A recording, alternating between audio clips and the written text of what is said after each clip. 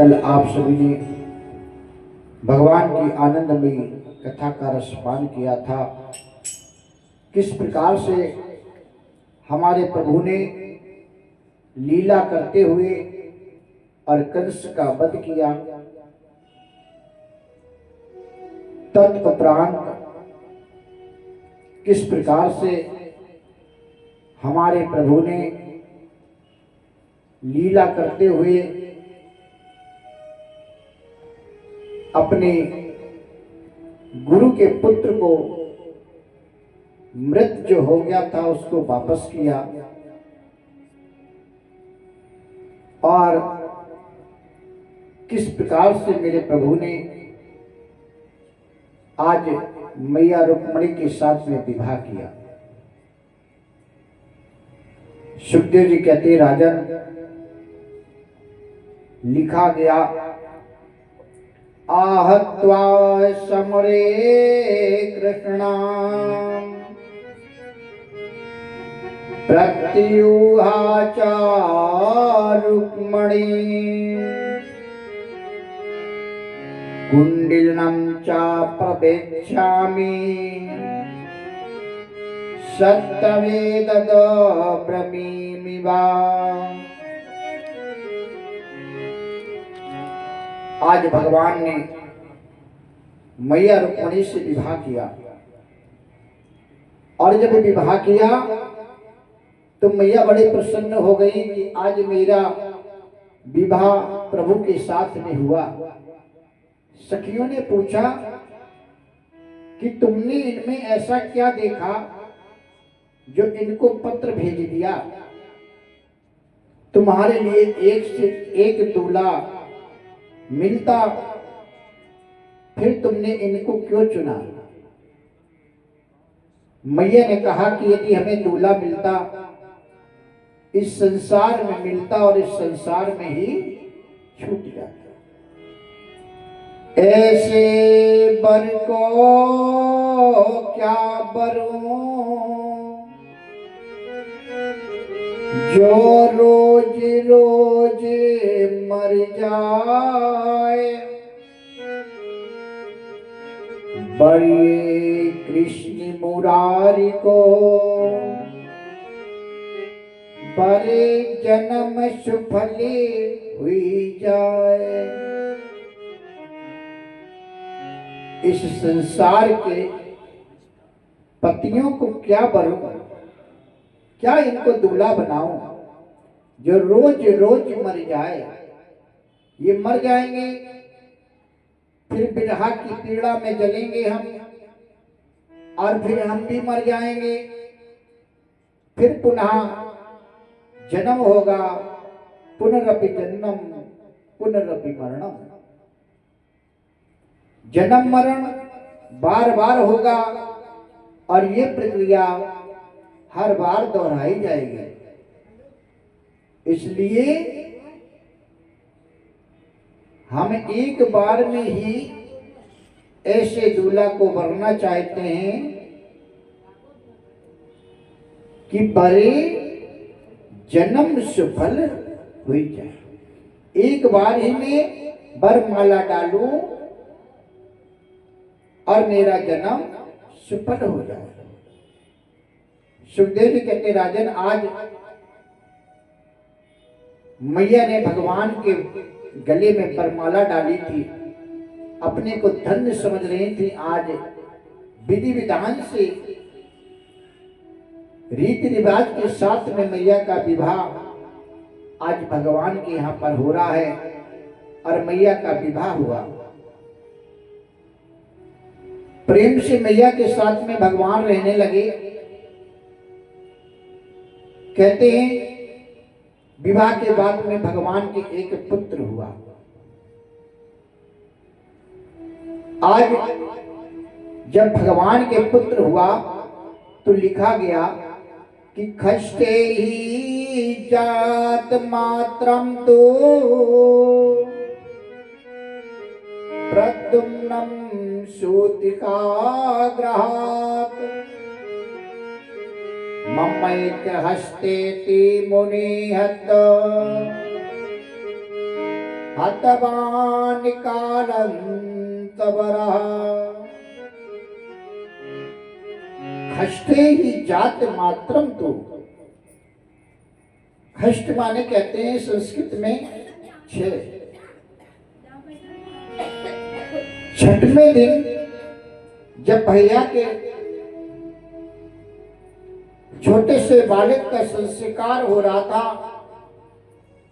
कहते कि जब बच्चा पेट में होता है तो सबसे पहला संस्कार होता है।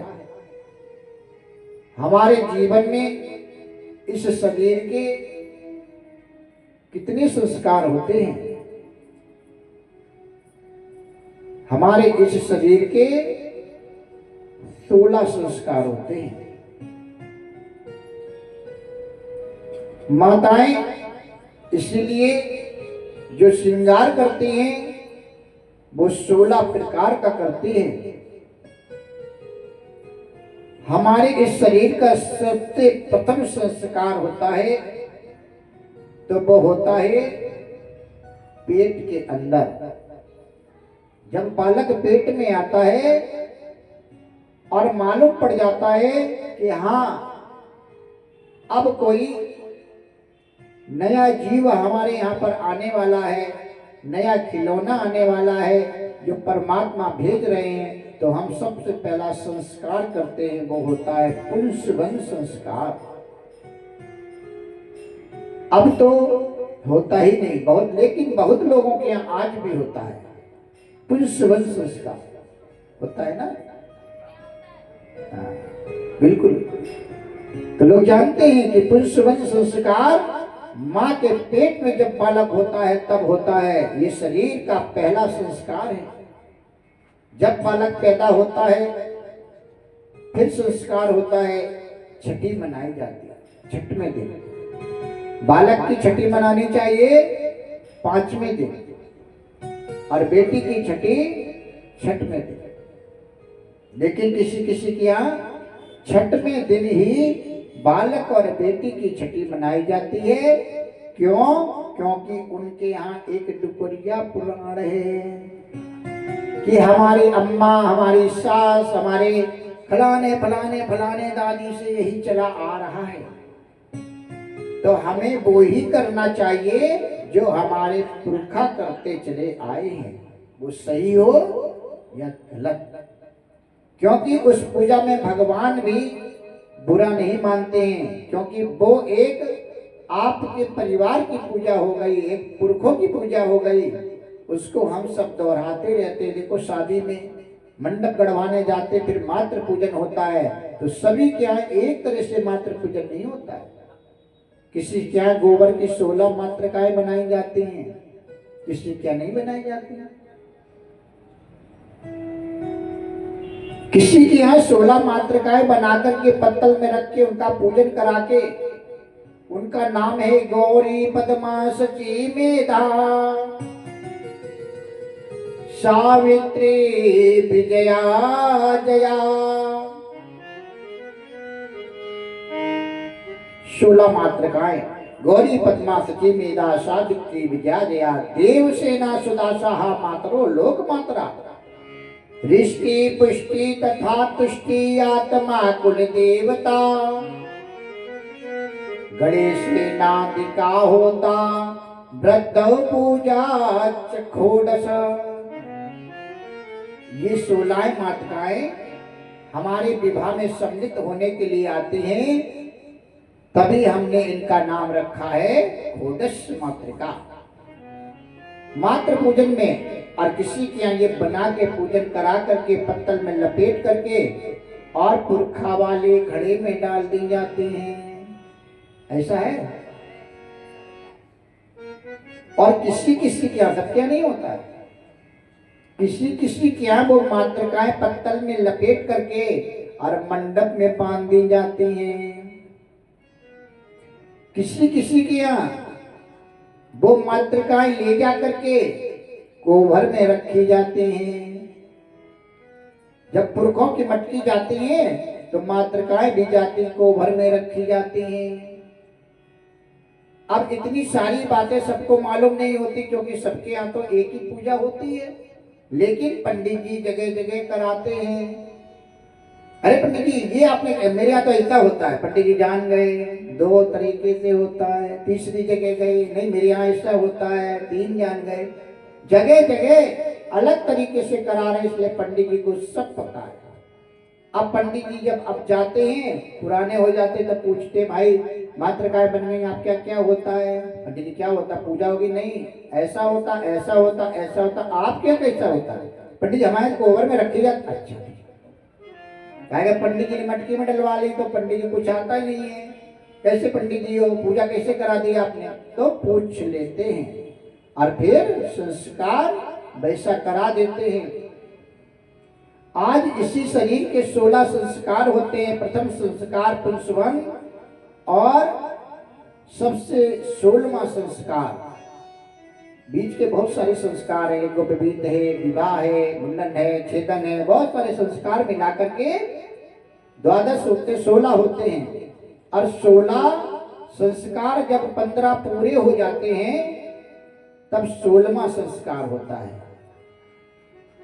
हाँ, कौन सा संस्कार 16वां? उसका नाम है अंतिम संस्कार। देखिए व्यक्ति जब जाता है तो लोग कहते हैं गया ना, वो भी शरीर का संस्कार हो रहा है जिसका नाम है अंतिम संस्कार। अंतिम संस्कार नाम दिया, क्या हो रहा है भैया यहाँ पर? अंतिम संस्कार हो रहा है। ये लोग कहते हैं ना, लोग जलाते हैं, कहेंगे अंतिम संस्कार हो रहा है, लिखा रहता है अंतिम संस्कार। इस शरीर के 16 संस्कार है, और हम जब पैदा होते हैं, जब इस पृथ्वी पर आते हैं, और जब तक इस पृथ्वी से चले नहीं जाते हैं, तब तक हमारे शरीर के 16 संस्कार होते हैं। विवाह आदि संस्कार ही हैं। लेकिन सारे संस्कार तो विचार के किए जाते हैं, लेकिन जो अंतिम संस्कार है उसमें कोई विचार। कहा गया जब तेरी डोली निकाली जाएगी, बिन मुहूर्त के उठा ली जाएगी। कोई मुहूर्त नहीं देखा जाएगा। क्यों? क्योंकि ये शरीर नाशवान है। जिसको हम इतना प्रेम करते हैं, अपना अपना कहते हैं, जब इससे प्राण निकल जाते हैं तो आदमी इससे घृणा करने लगता है। ये भगवान की माया है। जब भगवान की माया इस शरीर से निकल जाती है तो ये किसी भी काम का नहीं रहता।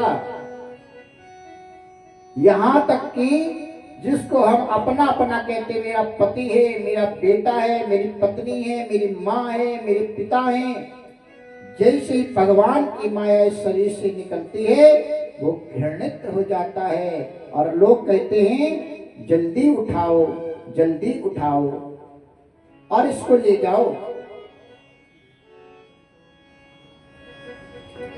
सुखदेव जी कहते हैं राजन, थोड़े ही समय में इस शरीर से गंध आने लगती है, और रुक गए तो इसमें कीड़े पड़ने लगते हैं।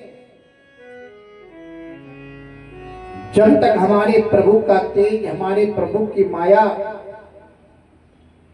इस शरीर में विराजमान है, तभी तक ये शरीर पूज्यवान है और हम सबके लायक है। किसी को कितना भी प्रेम अपने पिता से हो, अपने माता से हो, अपने पुत्र से हो, अपने पत्नी से हो, लेकिन वो भी अंतिम काल में उनके साथ नहीं चलते हैं और छोड़ के चले आते हैं। सुखदेव जी कहते राजन, हमारे शरीर के 16 संस्कार बनाए गए हैं। इन्हीं 16 संस्कार में आज प्रथम संस्कार माता जी का हुआ, जब हमारे प्रभु के पुत्र आज आने वाला है तो पुंसवन संस्कार हो रहा है। और रुक्मिणी मैया के पुंसवन संस्कार के बाद में आज भगवान के एक पुत्र हुआ। लिखा गया खष्टे ही, छठवें दिन उसकी छठी मनाई जाने थी, और तैयारियां चल रही थी कि उसी दिन एक सम्रासुर नाम का दैत्य आया और भगवान प्रद्युम्न को उठा ले गया। आज प्रद्युम्न को उठा करके ले गया तो सभी विलाप करने लगे कि देखो देखो ये राक्षस बालक को ले जा रहा है, पकड़ो मारो। जबकि द्वारकापुरी की रक्षा सुदर्शन चक्र करता था, लेकिन सम्रासुर को वरदान था कि तेरी मृत्यु नहीं होगी, तेरी मृत्यु भगवान कृष्ण के पुत्र के द्वारा होगी। आज इसने कहा कि हम पुत्र को ही नहीं रखेंगे। तो भगवान का जब विवाह नहीं हुआ तो सोचता रहा विवाह ही नहीं होने देंगे। और जब भगवान ने विवाह किया, जाने कितने विवाह कर डाले, आज प्रथम विवाह भगवान का हुआ तो ये घबरा गया कि अब इसके पुत्र भी होगा। और भगवान की कृपा से इनके यहाँ पर पुत्र हुआ और ये रोज इंतजार करता था कि जैसे ही पुत्र होगा हम उसको मृत्यु दे देंगे, और जब मृत्यु दे देंगे तो हमारी मृत्यु कभी नहीं होगी। सुखदेव जी कहते राजन, हम अपने इसी तरह से शरीर की सुरक्षा करते रहते हैं कि हमें ये रोग हो गया तो ये दवा कर ले, ये रोग हो गया तो ये दवा कर ले, और हमारी कभी मृत्यु ना हो। लेकिन अंतागत्वा ये माया आज इस संसार में मुंह बाए खड़ी है और हमको ग्रस लेती है। आज भगवान को उठा करके ले गया, सभी चिल्ला रहे हैं, लेकिन किसी ने भगवान को बचा नहीं पाया। हमारे प्रभु प्रद्युम्न आज उस राक्षस के हाथों में है और चले जा रहे, एक से एक योद्धा हमारे भगवान के यहाँ पर थे, सुदर्शन चक्र थे, लेकिन किसी ने रक्षा नहीं कर पाई। आज ये सम्रासुर लेकर के चला है और मेरे प्रभु जानते हैं, लेकिन मेरे प्रभु जानते हैं कि जो लिखा है विधाता का उससे कोई मैट नहीं सकता। विधाता ने जो मेरे भाग्य में लिखा उसको कैसे मैटूं। आज ये भी लिखा है कि सम्रासुर ही अपनी मृत्यु पर विजय प्राप्त कर रहा है, और ये भी लिखा है कि मेरे पुत्र के द्वारा इसका वध होगा।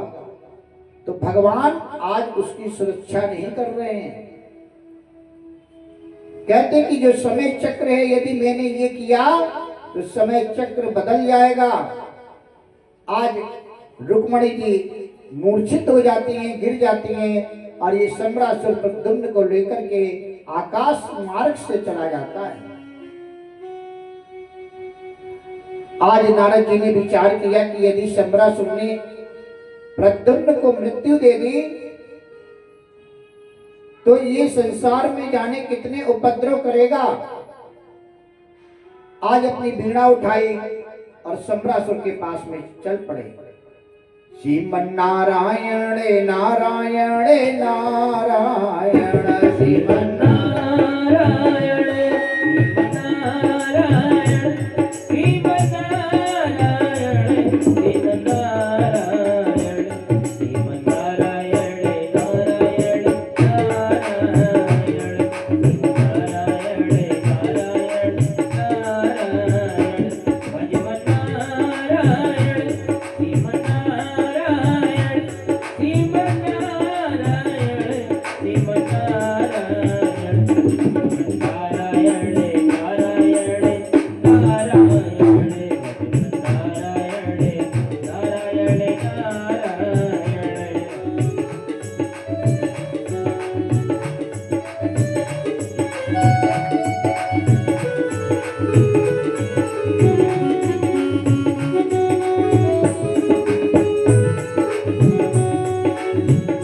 जो नारायण नाम लेते हैं, जो नारायण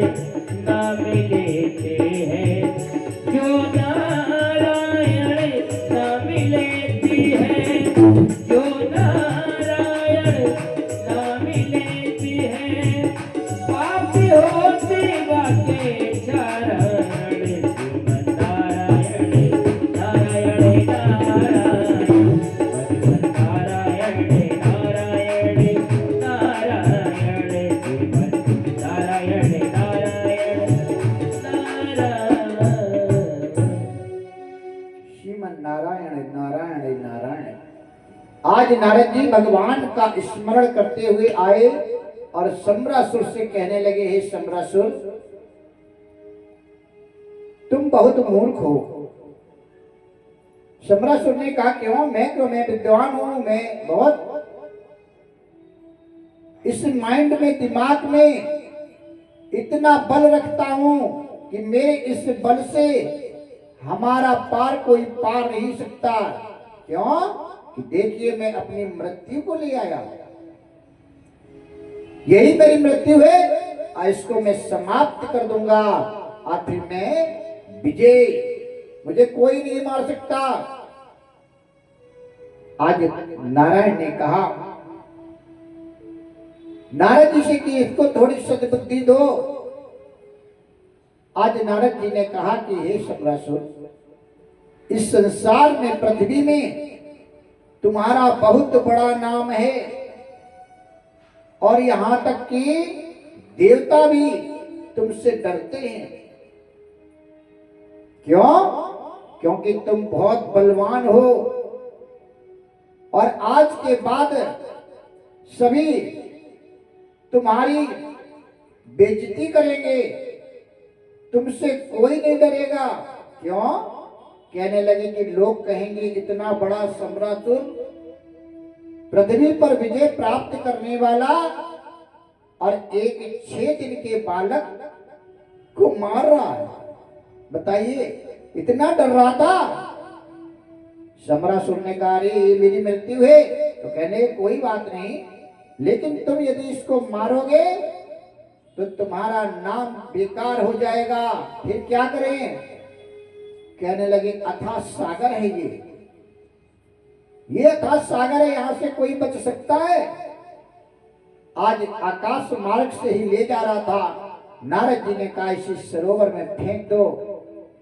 ये सागर है, बड़े बड़े जीव जंतु इसमें वास करते हैं और ये तो अभी बहुत कोमल है।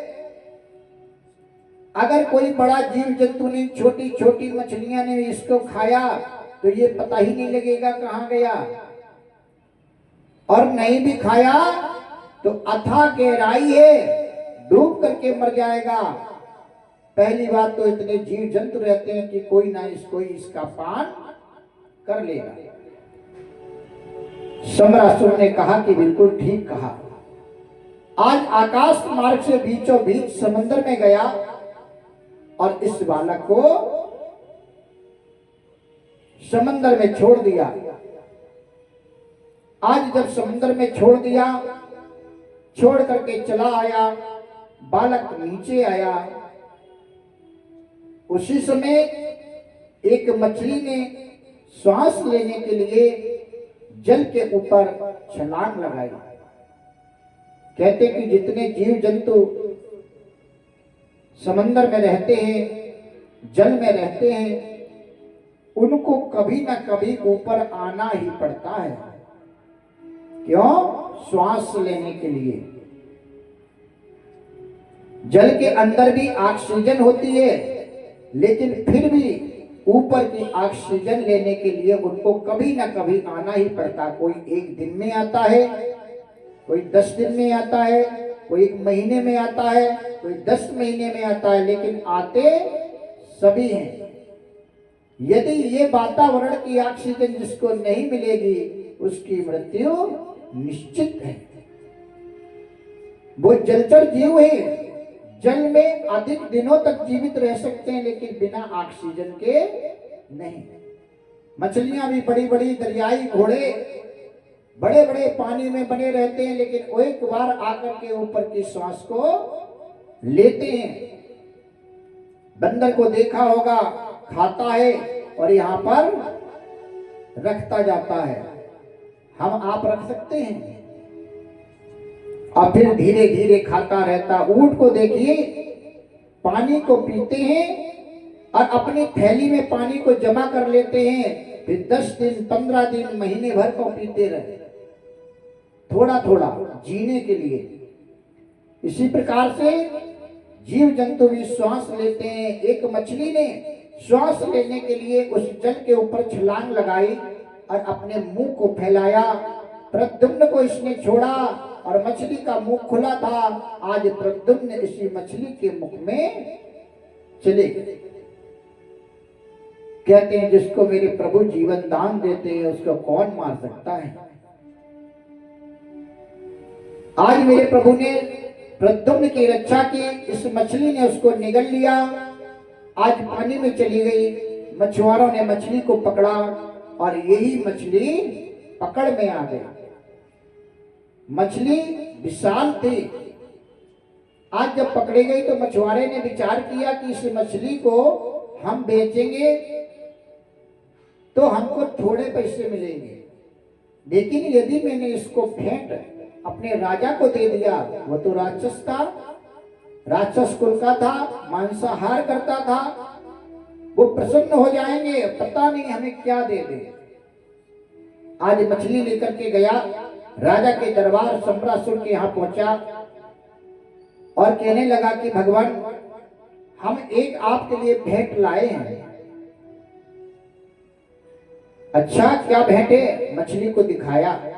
महाराज ये मछली मैंने पकड़ी है और मैंने सोचा कि इतनी बड़ी मछली है तो आपको भेंट कर दें। राजा ने मछली को देखा, बड़ा प्रसन्न हो गया। अरे वाह, इतनी बड़ी मछली आज तक नहीं आई, जाओ इसको पाकशाला में दे दो जाकर के। और मंत्री से कहा कि इसको इतना धन दे दो, ये आज से धनवान हो जाए। राजा के यहाँ खजाने में कौन सी कमी है? और राजा के यहाँ मांस खाने वाले बहुत सारे सैनिक होंगे, बहुत सारे राक्षस होंगे, तो वो मछली भी छोटी ही होगी। कहने लगे इसको पकाइए और मैं खाऊंगा इसको। आज पाकशाला के अध्यक्ष थी मायावती। ये मायावती कौन है?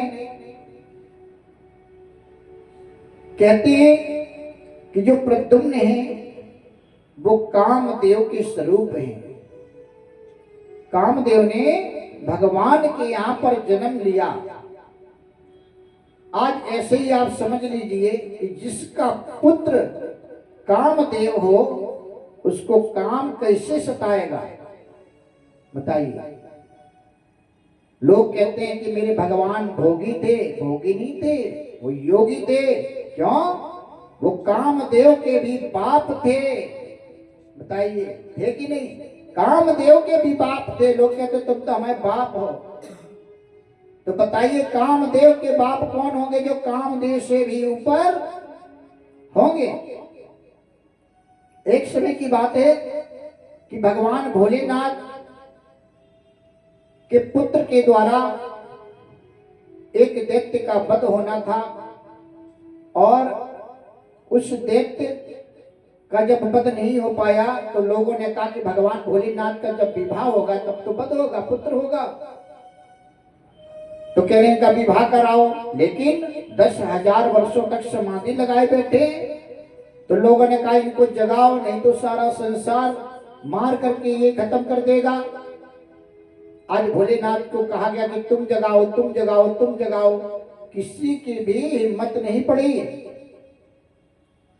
इसीलिए हमें चाहिए कि जब कोई ध्यान में बैठा हो, पूजन में बैठा हो, तो उसके साथ में कोई छेड़खानी न करें, क्योंकि उस समय उसका शरीर रोम रोम परमात्मा के चरणों में अर्पित है। पता नहीं क्या मन में आ जाए और आपका अकल्याण हो जाए। सुखदेव जी कहते राजन, आज सभी देवताओं ने कहा कि तुम जगाओ, लेकिन कोई तैयार नहीं। कामदेव से कहा कि तुम जगाओ, उन्होंने कहा हम नहीं कर पाएंगे ये काम। आज कामदेव से सभी ने प्रार्थना की कि यदि तुम ये कार्य करोगे तो हम सब मिलकर के भगवान के आने वाले समय में जब जन्म होगा उसमें तुम्हें भाग दिलाएंगे। कामदेव तैयार हो गए और कामदेव ने एक वृक्ष के पीछे छुप करके भगवान भोलेनाथ के अपने काम का बाण चलाया। जैसे ही बाण हृदय में लगा, भगवान भोलेनाथ के नेत्र खुल गए।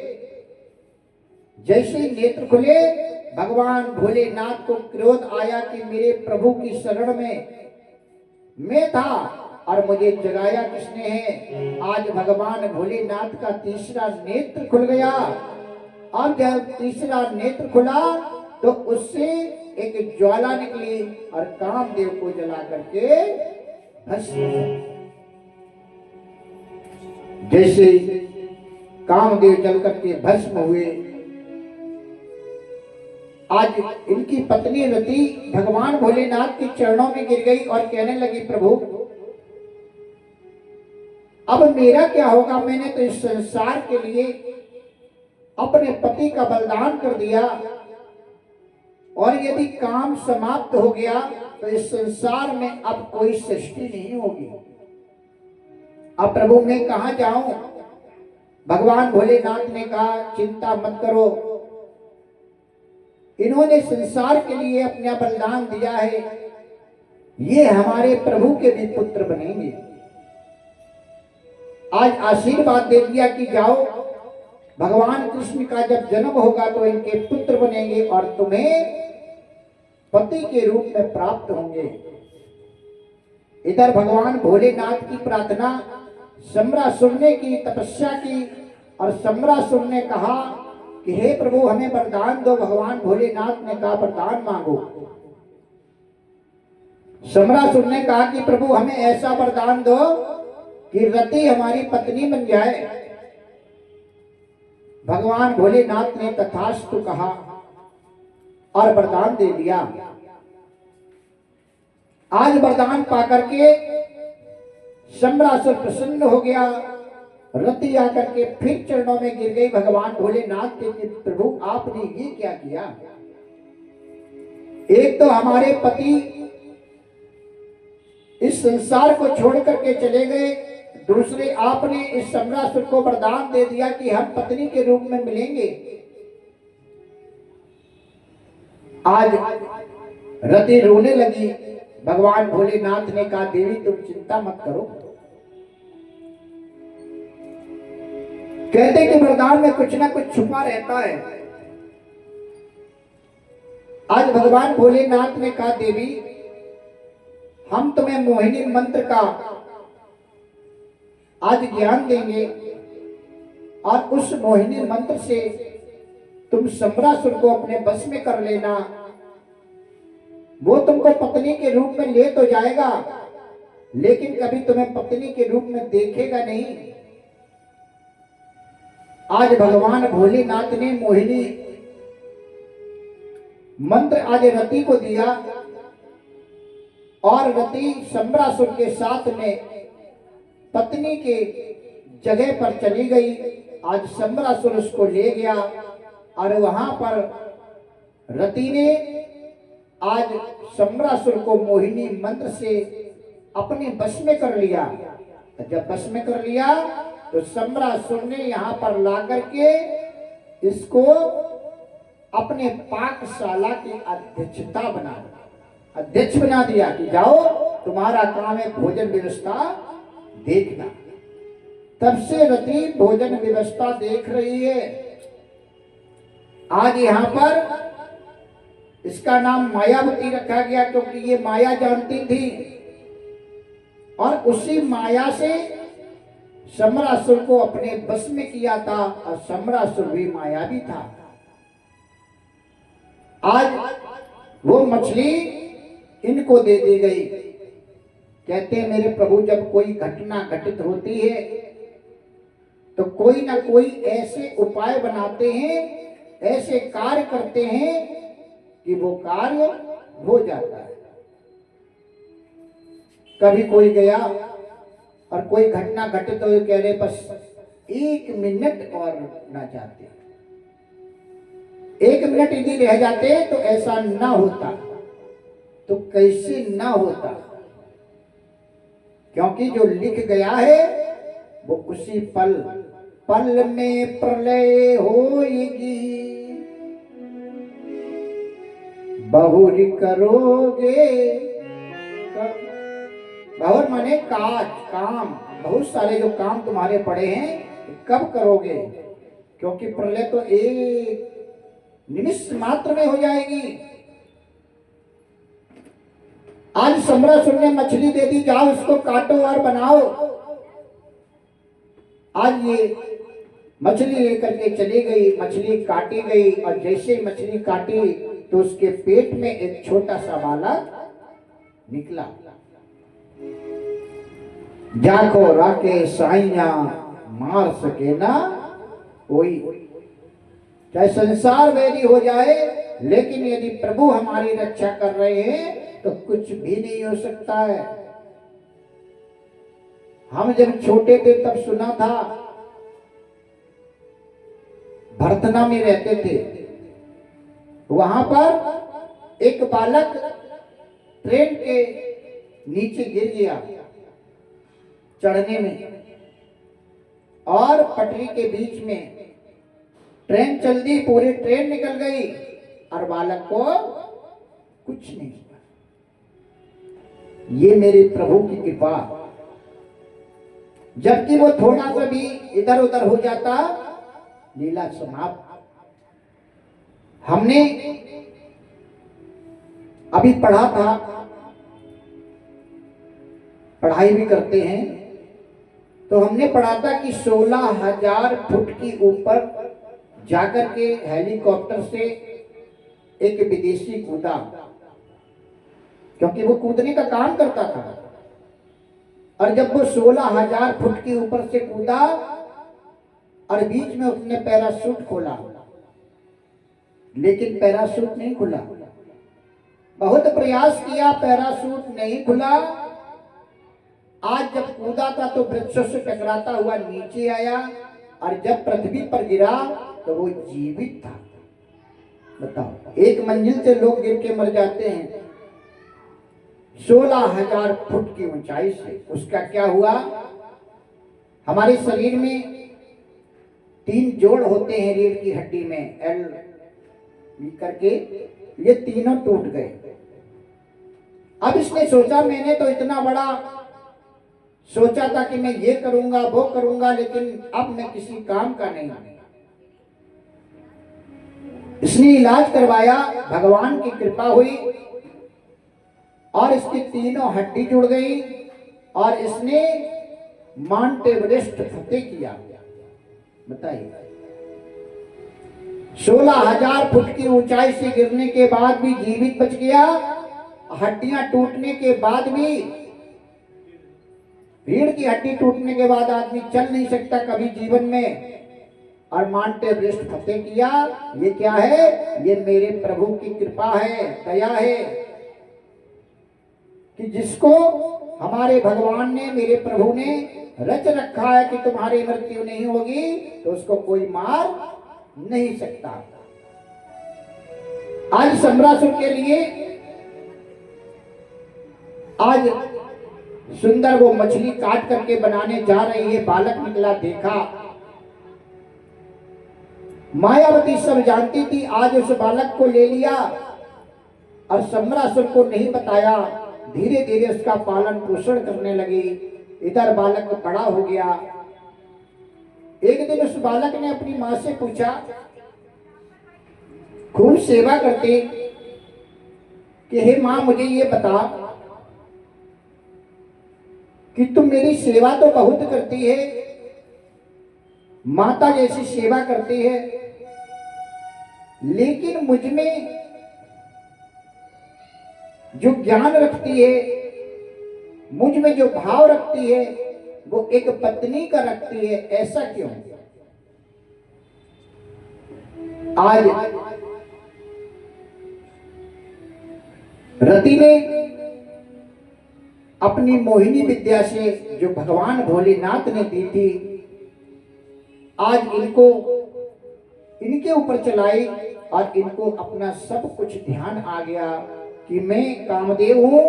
अब मेरा ऐसे भगवान भोलेनाथ ने जला करके मुझको भस्म कर दिया था, मैंने प्रभु के यहाँ पर जन्म पाया है, और मेरा जन्म सम्रासुर के वध के लिए हुआ है, और ये मेरी पत्नी रति है जो मेरा इंतजार कर रही है। भगवान भोलेनाथ ने इसको वरदान दिया। आज सब कुछ ध्यान में आ गया। रति ने कहा कि प्रभु अब इस सम्रासुर का वध कीजिए, उस पृथ्वी के भार को कम कीजिए। आज सम्रासुर को प्रद्युम्न ने ललकारा। सम्रासुर तो सोचता है कि मेरी मृत्यु तो समुद्र में है, मैंने इसको मार दिया है, लेकिन आज सामने आ गए, और जब सामने आ गए तो सबसे पहले बताया है कि मैं तेरी मृत्यु हूं, जिसको तूने समुद्र में फेंक दिया था। मैं भगवान कृष्ण का पुत्र प्रद्युम्न हूं, जो तुझे मारने जा रहा हूं। ऐसा ना हो कि तू कहे मुझे धोखे से मार दिया। आज दोनों का युद्ध होता है, ये अपनी माया चलाता है, लेकिन जो इनकी पत्नी रति थी ये माया भी थी। भगवान भोलेनाथ ने इनको माया सिखाई, उस माया से को इन्होंने प्रद्युम्न को सिखाया, और आज प्रद्युम्न उस माया से सम्रासुर की माया को काट रहा है, और अंतगत्वा सम्रासुर का प्रद्युम्न ने वध किया। बोलिए गोविंद भगवान की। अरे मेरी जिंदगी सवरी जाए, मेरी जिंदगी सवरी जाए, अगर तुम मिलने आ जाओ। मेरी जिंदगी सवरी जाए, अगर तुम मिलने आ जाओ।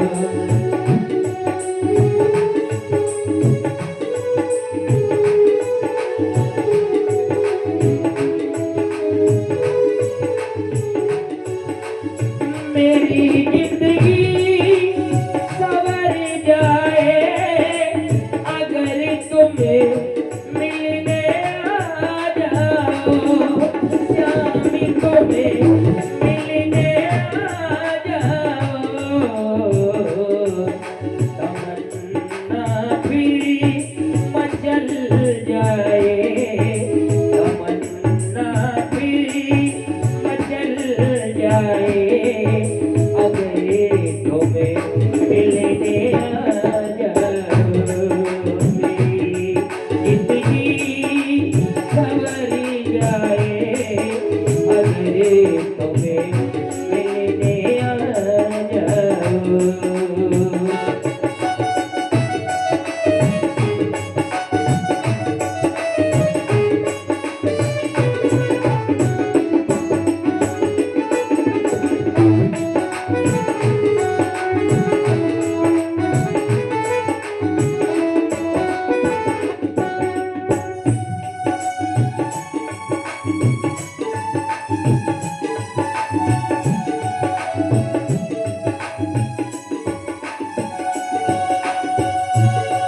झलकीते आँखी के आंसू कहीं बेकार न हो जाए। झलकीते आँखी मेरे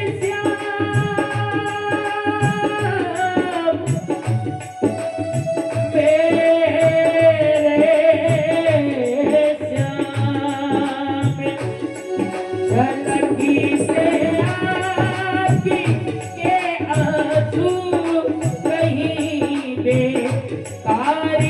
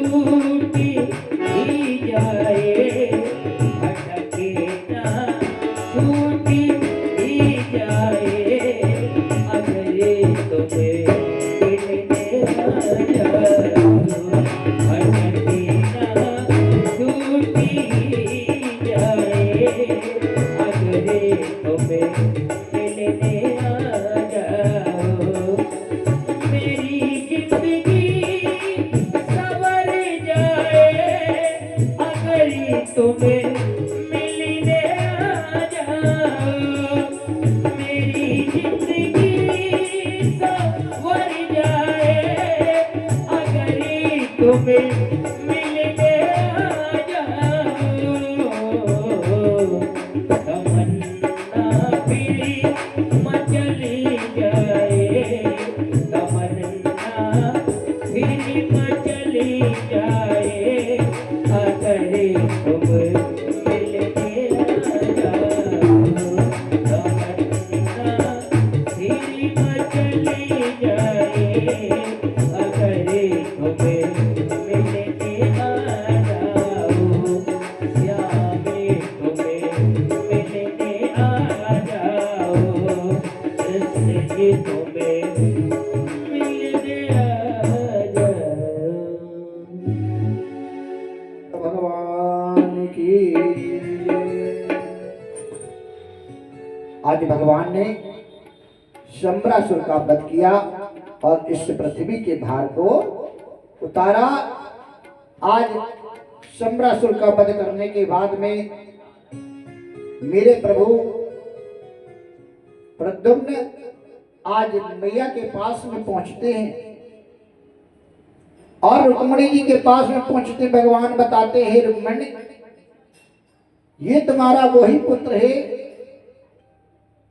जो प्रसूत का सोहर थी और उस सोहर से शंबरासुर उठा के ले गया था। आज इसने शंबरासुर का वध किया और ये वापस आ गया। आज जैसे मैया ने अपने पुत्र को देखा आज हृदय से लगा लिया, माँ के आंचल में दूध उतर आया और वही छोटा सा शिशु जान करके आज अपनी गोद में लिटा करके प्रद्युम्न को प्रेम करती हैं। रुक्मणी जी के इस प्रेम को देख करके देवता प्रसन्न हो गए। अरे कामदेव तुम कह रहे थे कि हम नहीं करेंगे ये काम, देखो प्रभु का काम करने पर आज मैया लक्ष्मी तुम्हें पुत्र भाव में खिला रही हैं। ये ऐसा प्रेम के लिए हम सब देव तरसते हैं। कामदेव बड़े प्रसन्न हो रहे हैं, मुस्कुरा रहे हैं कि अरे वाह, ऐसा यदि मुझे बार बार मरना पड़े तब भी मैं तैयार हूं। क्यों? हमारी मम्मी को बने लक्ष्मी, अम्मा बनी है। हमारे पिता कौन बने? परम ब्रह्म परमेश्वर, जिनकी सेवा तक नहीं मिलती है वो हमारे पिता बने जो परम पिता हैं, ब्रह्मा के भी पिता हैं। शिवदेव जी कहते हैं राजन आज इस प्रकार से मां और पुत्र का मिलन हुआ। आज परीक्षित ने हाथ जोड़ करके कहा कि प्रभु हमने सुना है कि भगवान को कलंक भी लगा था, क्या ऐसा है कि भगवान को भी कलंक लगा? शिवदेव जी कहते हैं राजन भगवान को भी एक बार कलंक लगा था। कलंक कब लगता है? कलंक कैसा होता है? कहते हैं कलंक जो होता है वो झूठा जब लगता है तब हमें बहुत पीड़ा देता है। हमने बताया था कि यदि किसी की कोई चीज गिर गई और हम चले गए, फिर हमने दिमाग में लगाया कि वहां पर तो फलाने बैठे थे और उन्हीं ने ले ली, जबकि हम गिरा कहीं और आए। आज इनको कलंक लग गया। कैसा? झूठा, झूठा कलंक। कहते कि भगवान को भी झूठा कलंक लगा था और हमें झूठा कलंक लगता कब है? यदि भादो मास में जो तीजा पड़ता है, तीजा पड़ता है ना, हाँ, उसी में गणेश चौथ पड़ती है। उस दिन के चंद्रमा को यदि कोई देख लेता है तो उसको मिथ्या कलंक लगता है। अच्छा, तो कहने लगे भगवान ने क्या वो देखा था? हाँ, भगवान ने यही देखा था और कब देखा था, कैसे देखा था? भगवान ने उस चंद्रमा की छाया को जल में देखा था। जब जल में देखा तो भगवान को इतना बड़ा कलंक लगा। सुखदेव जी कहते, राजन, आज भगवान को ये कलंक लगा, कैसे लगा? कृपा करके हम विस्तार से सुनना चाहते हैं। सुखदेव जी कहने लगे, राजन, लिखा हुआ है कि शत्राजिता स्वतनया कृष्णाय कृतकी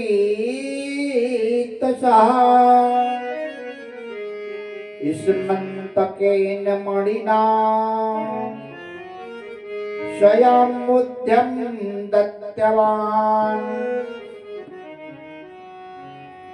भगवान के ही परिवार में कहते कि एक हमारा खानदान होता है, तो खानदान में समझ लो शत्राजित और प्रसेनजित नाम के इनके दो भाई थे। ये दोनों अपने घर में अपने घर को, अपने राज्य को चला रहे थे। एक बार शत्राजित ने क्या किया, भगवान सूर्य की प्रार्थना की, भगवान सूर्य का जप किया, भगवान सूर्य का ध्यान किया।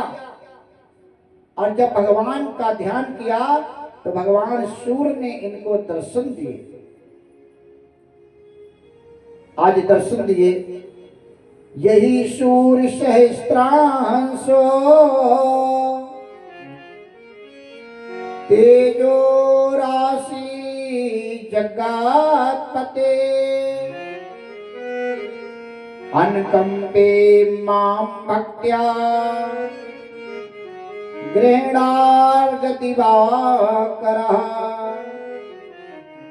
भगवान दिवाकर को अर्घ दिया, दर्शन मिले, प्रार्थना की। बताओ शत्राजित, हम तुम पर प्रसन्न हैं, तुम्हें क्या चाहिए? शत्राजित ने कहा, प्रभु हमें कोई ऐसी वस्तु दें जिससे मेरा नाम हो, मेरा मान बढ़े, हमारे यहाँ धन बढ़े। भगवान सूर्य प्रसन्न हो गए और एक मणि दी, एक मणि दी। कहने लगे भगवान सूर्य, हे शत्राजित, ये ले जाओ, ये तुम्हें 180 तोला सोना प्रतिदिन देगी। किसी के घर में आ जाए तो क्या करें? सुनार की दुकान खोल लो और 1 लाख रुपया किलो सोना बेचो, लाइन लगे रोजाना, लगे कि नहीं?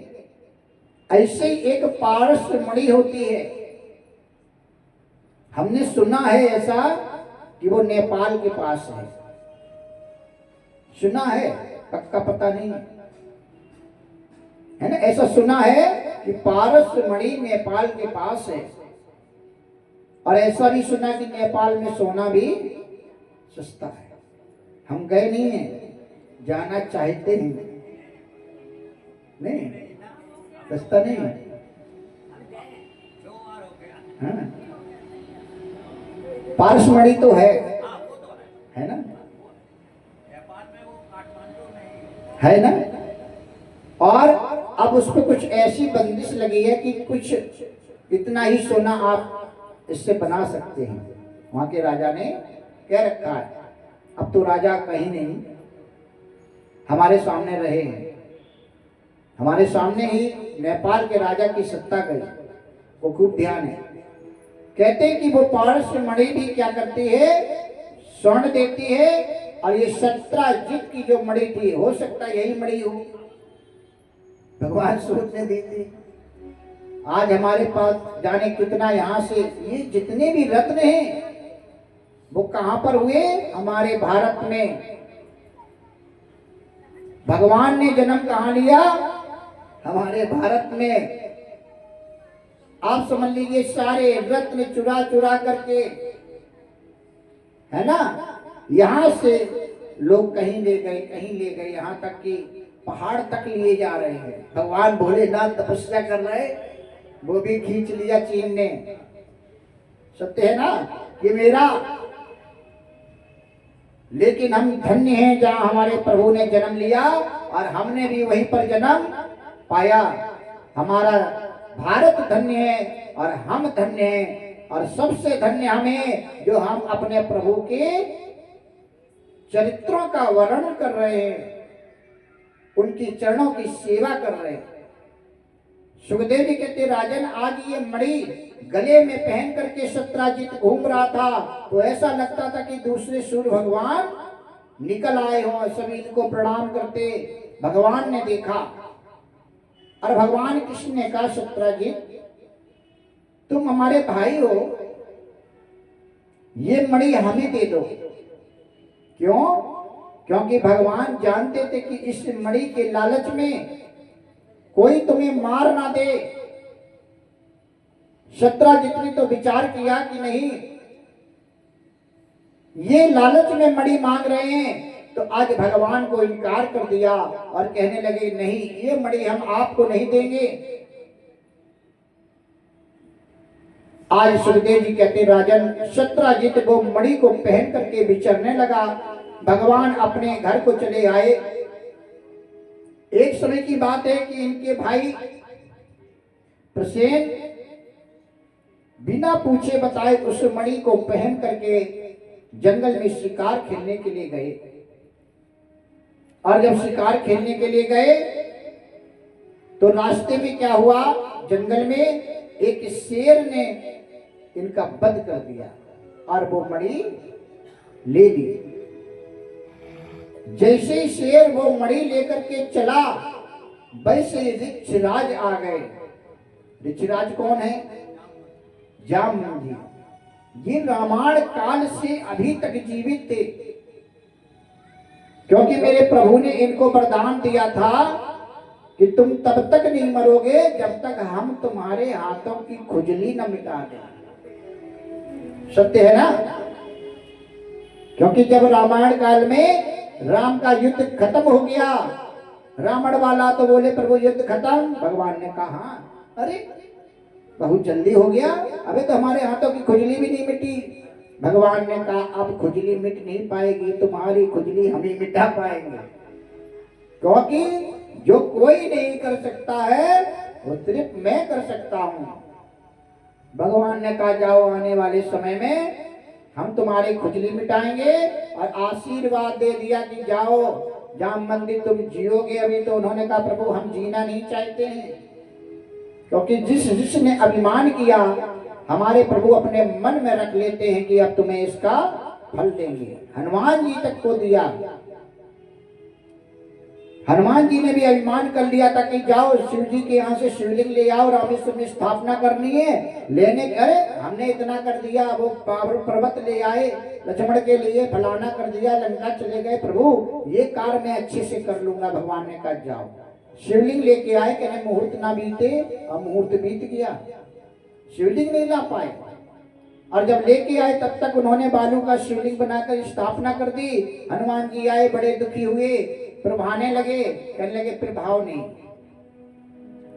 इस बालू के शिवलिंग को प्रभा दो और कैलाश के शिवलिंग को यहाँ स्थापित करो। आज उस बालू के शिवलिंग को जब हनुमान जी उठाने लगे, उठा न पाए।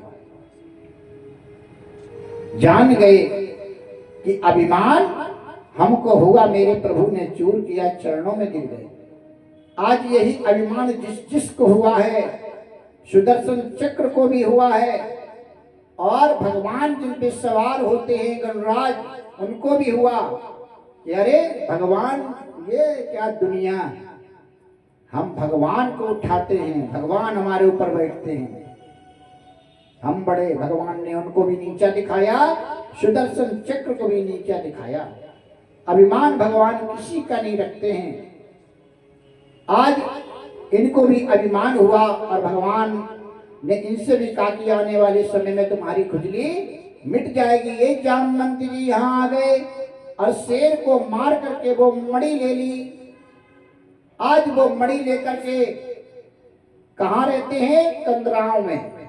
एक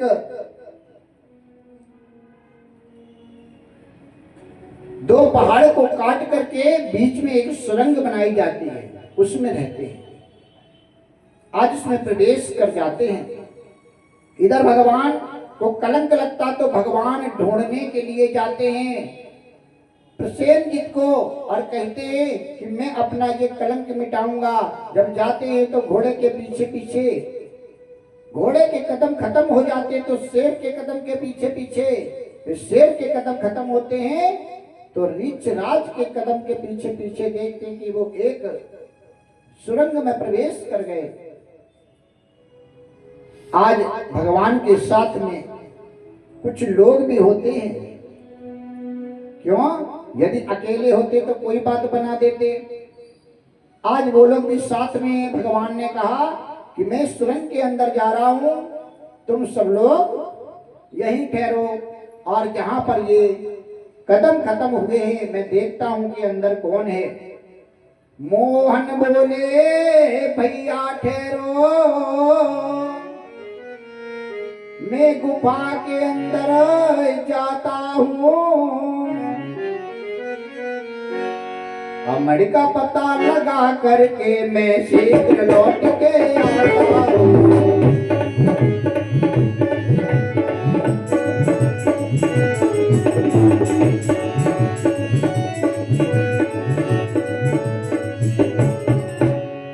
आज भगवान अंदर गए, मैं शीघ्र आता हूं। भगवान जब अंदर गए तो देखा क्या कि एक पलना पड़ा है और उस पलने में मणि बनी है और उसमें एक ललना पड़ा है बालक, और उसकी माँ उसको खिला रही है, मणि चमक रही है। हमने कहा नहीं था कि जब वो मणि धारण करते थे तो लगता था दूसरे सूर्य भगवान।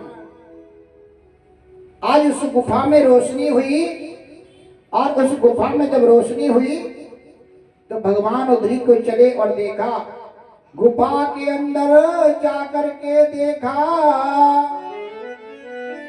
पलना में लड़ना पड़ा हुआ। उस लड़ने के पलने में वो सुंदर मड़का खड़ा हुआ।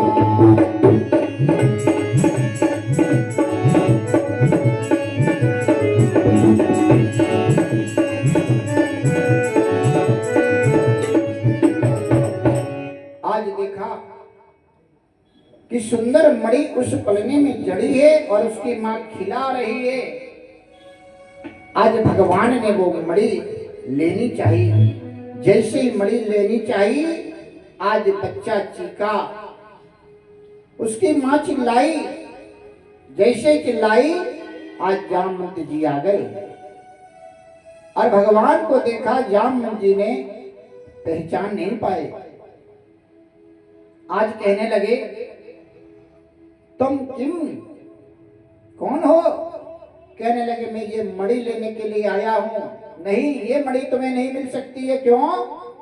क्योंकि ये मणि मैंने प्राप्त की है शेर को मार करके। भगवान कहने लगे, ये मणि तो मैं लेकर के जाऊंगा।